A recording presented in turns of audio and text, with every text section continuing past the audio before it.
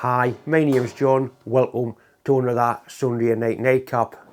It's eventually happened. I have getting past 100,000 subscribers. It's 100,040 now. The last 100 seemed to take ages to get, but eventually I have got there. I'd like to thank everyone that supports my channel, all my subscribers, my channel patrons, my channel sponsors, everybody that's made this thing possible for me. I'm honestly lost for words. To say I'm happy is like an understatement, really. And what makes us even happier is I become really old next week. I get my state pension, so I can cut one more day off work and spend even more time in the workshop making videos for, I hope, years to come. Right, that's enough talk. What's going to be in tonight's nightcaps? The first of tonight's nightcaps is actually an old nightcap that I want to rerun. On Wednesday I did rerun the first nightcap. This one's the 500th one. It's probably one of my favourites. It's the one where me daughter Emmy comes and interviews us. I thought it was a great nightcap. It's something I want to do anyway. But that's going to be the first one. The second one is going to be a modification on a steam engine inlet manifold. Instead of all the fancy high-tech welding, TIG welding and MIG welding, I'm going to do an honest, old-fashioned gas brazing job.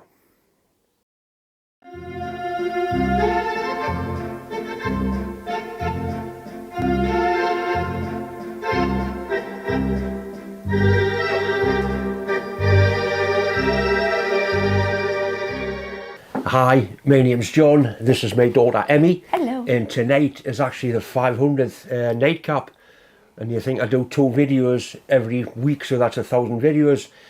It's going to be a little bit of a different nightcap than what I normally do. A lot of viewers have sent questions in that they would like me to answer. And Emmy's going to ask me the questions and I'm going to try my best to answer them. So if you don't want to watch a question and answer session, you'll have to wait in part 2. Therell be some machining. Right, Emmy, you've got a list of questions. So I've got a list of really good questions to go through with my dad. But I think one of the most important ones to start off on the 500th episode is, why did you start putting your videos up on YouTube? I started putting videos up on YouTube. I built a small gas turbine engine and I was a member of an American forum. And I put one of the videos up on YouTube just so I could share it. And it started to get a lot of views. Then I started to watch more engineering programs, especially Keith Fenner. And Keith Fenner was probably the one that made us start doing machining and engineering videos. Amazing. I think what people probably don't realise, especially about my dad, is the kind of place we live in England and the kind of background my dad has, which is a mechanic in the northeast. It is really unusual to have a sort of YouTube channel or a platform. I know a lot of my friends are fascinated, follow him, and think it's amazing. There's some sort of dog issue going on in the background. Apologies if you're picking that up. UK listeners will know what this is. Americans may not. That's the ice cream van. I think you do have them in America. I think you do, yeah. So the ice cream truck's just pulled up outside. So chaos has ensued with the neighbourhood dogs. Anyways, back on point. So it is quite an unusual thing for someone to do. So that was a really, really good question. So there's just so many. I think another one that's been asked more than once is, well, I'll roll it in. It's about you and my mum, how long you've been together, how you met. How old are you now? John. I'm 40 and I'm 41 on the 13th of October. I've been with Deb for about 43, 44 years. I met her in a pub. We'd been at a race meeting and we'd come back for a quick pint and Deb was there and that's how I met her. And things just went from there. There we go. Some great pictures of the wedding day as well. If my dad ever pops them on Facebook. Some solid suits. So there's so many. So what actually got you into engineering in the first place with a background in mechanics? It's a slightly different sidestep. When I was young, my dad was a very keen modeller. He built model boats, model aeroplanes. I did engineering at school. We did metalwork and we actually were allowed to use machinery at school. And it wasn't long after that I bought my dad bought a small lathe, a little Unimat lathe. And I've always had a lathe ever since then. I've gone through quite a few. The people I used to work for were quite involved in motorsport. And in motorsport, you've got to be like an all-rounder. You've got to be able to fix things on the go. And that's basically where the engineering and the welding side come from. What are the different types of welding and which is your favourite? The three basic types of welding that I do, well, there's four actually. You get gas welding, oxyacetylene flame, MIG welding, which is a wire fed, and TIG welding, which is a hand process, and stick welding. Of all the processes, I prefer to TIG weld aluminium and stainless steel. Okay, so I've got another one here. So, if you could, what tool or machine would you most like to add to the workshop? I would like a little surface grinder. It's a small grinder with a little magnetic chuck on. I would like a surface grinder. I've got one question and I had to ask for it to be explained. Do you have a problem with swarf entering the house? I haven't got a problem with it, but Deborah has. She calls them toenails. It's difficult not to get swarf because they get stuck in your trousers and your shoes and into the house, and I try my best not to get them in. She had a bit one day and she says, "Can you tell us what that is?" I just says, "What is it?" And I said, if you had a magnet pit, you could tell for sure, but it was the wrong answer. She wasn't very happy. Yes, there's definitely you put your shoes on as you walk, sort of, we've got the kitchen and then you come out where the workshop is and there's a little sort of area there where there's some like extra fridges and stuff, and it's certainly a shoes on area or slippers on. What's your favourite tipple? I drink Guinness and I drink red wine. That's it, basically. And my favourite is probably red wine. Likes red wine. He warms it on the top of the log burner to make sure it's I certainly warm the bottle up. The perfect drinking temperature. Absolutely, room temperature. He's a man of taste and refinement, is our John. My favourite wine is probably Chateau Neuf du Pape. Chateau Neuf. Well, once I got in the car and had it been for Christmas, I don't know what it was for, but in the side pocket of the car, I was like, "What's this?" I did a welding job for somebody and they gave us a I was just like, "There's just a bottle of Chateau Neuf du Pape on the side of the car." I was like, "What?" I didn't get any of it, by the way. He had it all to himself. What was your first... My dad writes only in capital letters, so he's written all your questions out for me in large capitals, but a lot of them look the same, so I think he's a better welder than he is scribe. What was your first experience of machine tools, and what was your first lathe? I've sort of already answered that. My first experience of machine tools would have been... Oh, you did? In my dad's workshop with a little Unimat modelling lathe, and then I went to school and they had box fads and Colchesters, and I've always had lathes ever since. I think another, that was a really important question, is where did the name doubleboost come from? The name doubleboost, it's a strange one, this. When I was doing the gas turbines, as a friend of mine, me and a lad called Walter, when we were building the jet engines, we couldn't get it to run, it wouldn't self-sustain. And I said to Walter, right, we'll just double the boost pressure. The boost pressure is a P2 pressure, that's the pressure on the turbocharger. And that's where the name double boost come from. Nice. Linked actually, I guess, someone's asking where the merch is, John. Where's the t-shirts, where's the hoodies, when are they coming back? I haven't done any merch for a while. My friend Rob at Extreme Plasma is going to start doing them again.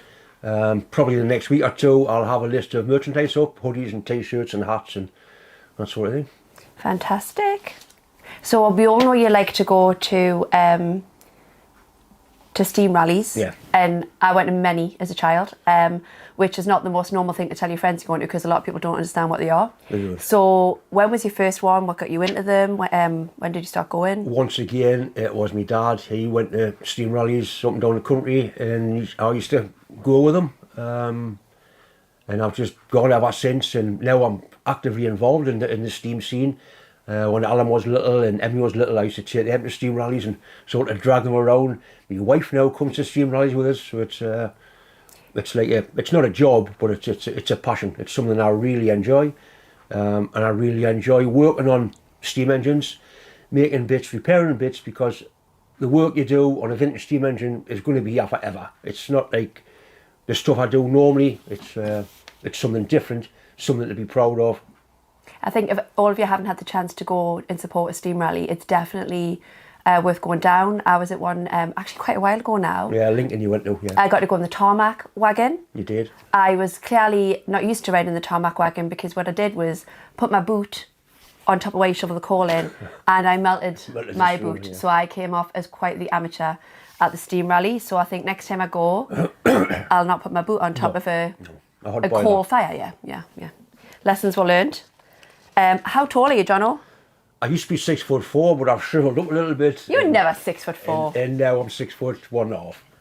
I'm just over 6 foot. He was 6'2", I think. 6'2". We were stood with the boys yesterday, so we're a very tall family.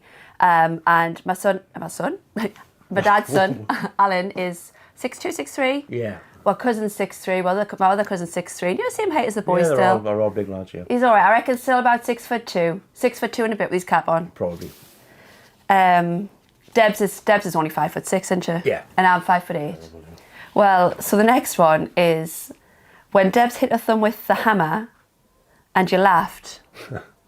Did you feel guilty? I didn't realise she'd hit her thumb with a hammer, and I felt really horrible about it. But I still laughed at that. I still laugh at the video clip now. We got the video. Oh yes. Right. Ooh. Hit the bastard thing then. Hit me. You hit me. Oh, you got your thumb as well. Oh, well you hit me.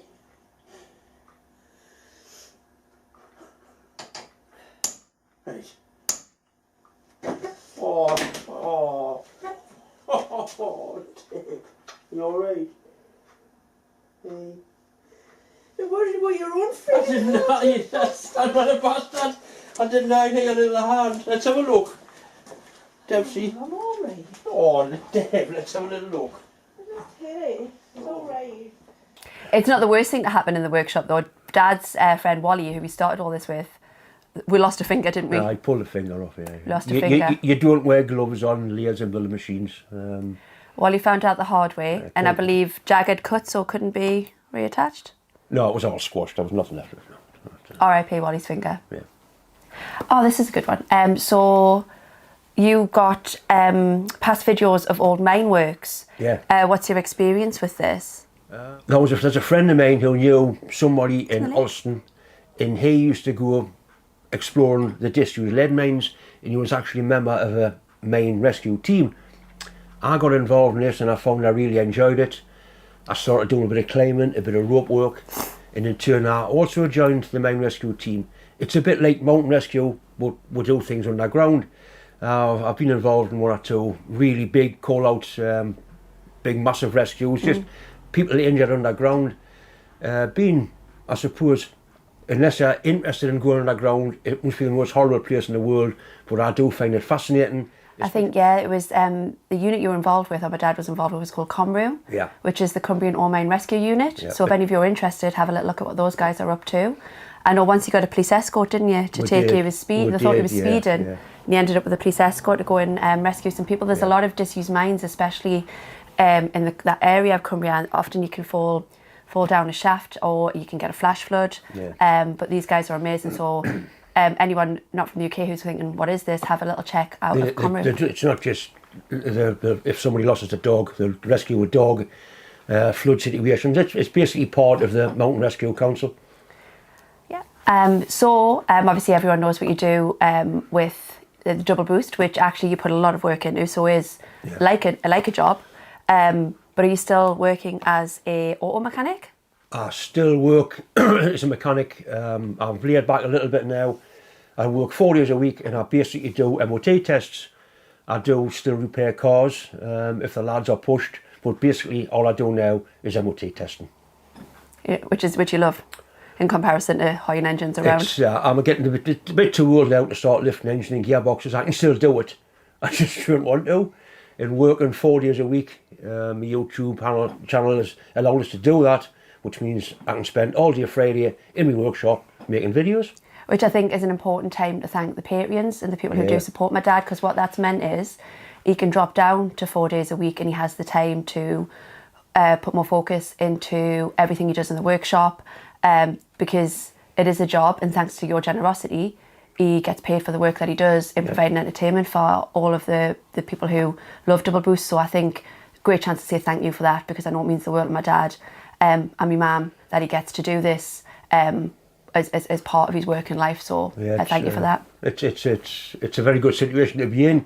One strange thing is, because there's thousands of people watch me, and if I go into a steam rally, there's always people come and they'll say, "Is it you?" I think so.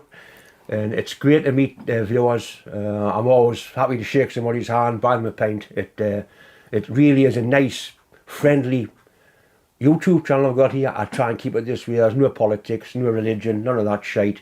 Just straightforward, honest engineering. Yeah, I've even had a couple of your fans in my restaurant. You have? They were very pleasant to me and my team. So it's not even my dad that gets to meet the people there. Like when one of your viewers was in Edinburgh, popped into Brown, so that was lovely for me as well. Yeah. My team were like, "What's going on?" I was like, "My dad does YouTube," and that was an entire other conversation, which then took everyone off the shop floor for half an hour while they stood watching videos of jet turbine engines. Yeah. You've had a few mishaps. Yeah. Except for your hedge. Yeah. What's been the biggest but funniest mishap do you reckon you've had in the workshop? In the workshop, apart from hitting a hand with a hammer. I do sort of outtake videos. The one that makes me still laugh was a few years ago. I was working on a box fire lathe and the coolant pipe blew off and it sprayed all the coolant everywhere. That was sort of funny, I suppose. I've had quite a few near misses that aren't funny, but on the whole I try and be as careful as possible. I try and show best practice in my videos. I don't use grinders and no guards on. You know, I sort of be half sensible, but I'm not the safety police by any stretch of the imagination. Cool. And if someone was interested in getting started in terms of a little bit of engineering, what would be the first piece of kit you'd advise someone to get the ball rolling? Absolutely a lathe. You can make round things, you can make square things, you can use a lathe to do a lot of work. That's my lathe is the mainstay of the workshop. I've made a lot of things without a milling machine, just using a lathe. Cool. Would you buy a new one, or do you think you can get them good second hand if you know what you're looking for, or do you know where the best place to get a lathe is? Some of the import lathes are getting better all the time, but honestly, if it was me, I would buy a second hand British or American lathe or a German lathe. But you've got to know what you're buying. You don't want to buy something that's worked out. Mm-hmm. You need sort of. It's easy to get your fingers burnt with machine tools. You want to buy a lathe either to restore it or to use it, and I buy lathes to use, not restore. Okay, cool. So there we go. Thank you very much for answering all the questions. No problem. I'm sure if you have any other questions from your dad, you can pop them in the comments. I don't think you'll make you wait another 500 episodes for to answer them. But if we've missed anything you really want to know about, do always reach out. Let me know. Please remember to like and subscribe the videos. That really does help introduce my dad to people who might not have seen his videos yet. Yeah. And again, thank you from me for your continued support. It's always lovely whenever I'm home to pop into the workshop. It's always a pleasure to have you up there, always. And say hello. Actually, there's a queue. A couple of my friends want to be on. They've heard that I'm on the internet, so you might get some special guests from some of my. We might do a monthly. Yeah, Leela wants to be on. She's like, "How come Emmy's on?" I'm like, I'll get you on. Yeah. So, actually, that's a good question. If you could have a surprise guest, anyone in the whole world, and you could bring them into the workshop, who would be the best person? Just for one day only, who would you like to see in the workshop? That's currently alive. Oh. Alive or dead? My dad. I knew you were going to say that. Oh, it would have been lovely to have Grandad Eddie, and you would have loved him. He has been on one or two of my videos. He used to do the raffle for us and things, and I've still got tools belonging to my dad that I use. He kept everything well. Yeah. He did the machine, but my Grandad was also a really good artist. So around the house we have loads of his, and in my house as well. Yeah. We have loads of his drawings, which were really fantastic. He liked pen and ink, didn't he? Yeah. So really interesting. My granddad was in the Air Force as well, so we had quite a lot of interesting stories about his time in the Air Force. Of course, my dad was into, before video, we used the 8mm film, and I've got 8mm cine film of us when we were kids, and little bits of steam rise and that sort of thing. And occasionally I will put the odd clip on. He's even got stuff from, so when we were younger, the kind of area we grew up in, most people didn't have video cameras in them days. So things like, all my school friends have a video of our reception school play, and I have birthday party videos, which is really special because it was just because my granddad's interests meant that we could have those things, because most people my age from this area would never have those kind of things. That's right, yeah. So that was pretty cool. Right, I think that's about it, Beth. Okay, right, do you want to say thank you? Yeah. Thank you all for tuning in for the question and answers. I hope you have a lovely week. See you next week on the next Sunday night nightcap. Thank you very much from me, my dad, in the workshop. Yeah. Bye. Thanks for watching. Bye.